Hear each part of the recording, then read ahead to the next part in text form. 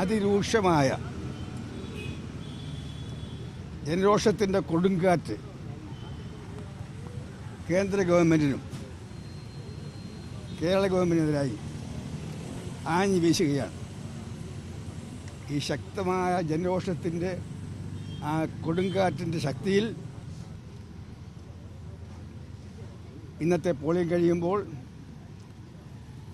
ഇടതുമുന്നണി തകരും, BJP തരിപ്പണമാകും. 20 സീറ്റിലും UDF സ്ഥാനാർത്ഥികൾ 4% ജയിക്കും എന്നാണ് ഞങ്ങളുടെ എല്ലാം തികഞ്ഞ ആത്മവിശ്വാസം. BJPയുടെ നേതാവ് പോയി EP ജയരാജനുമായി കൂടിക്കാഴ്ച അത്തരം ചർച്ചകളൊക്കെ വേണം. അതൊരു തെരഞ്ഞെടുപ്പ് ദിവസം തന്നെ പുറത്തു വരുന്നു. ഇനി അസനുള്ള പറയാനുള്ളൂ. 18 സീറ്റുകളിലെ ധാരണം ഇല്ലേ,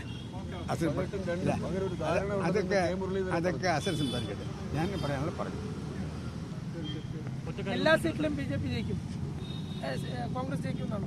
എല്ലാ സീറ്റിലും UDF ജയിക്കും,